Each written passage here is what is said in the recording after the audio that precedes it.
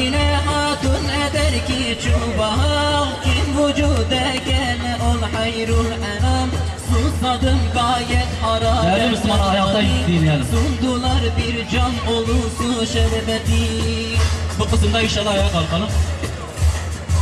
Susadım gayet hararetten kati. Sundular bir cam dolusu şerbeti. İçtimanı oldu cismim nura gark. İdemezdim kendimi nurdan var. Geldi bir akkuş kanadıyla revan. Arkamı sıvadı kuvvetle hemen. Doğdu o saadete o sultan. Nura gark oldu semavat-ı zemin. Geldiler siz onda bulasız necat. Aşk ile dert ile edine selam.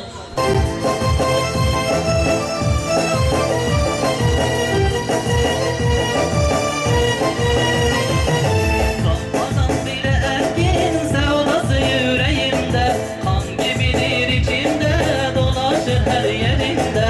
Mesiratlar ölümler ayırır onu benden. Ya Muhammed Mustafa aziz gözlerinden.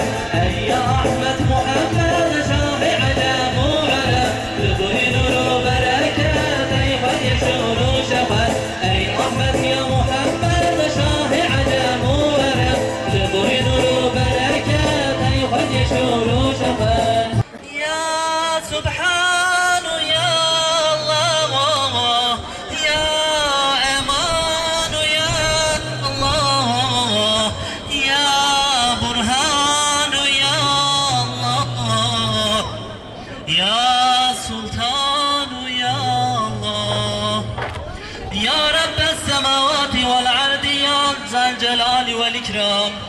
أسألك بحق هذه الأسماء كلها برحمتك يا أرحم الراحمين.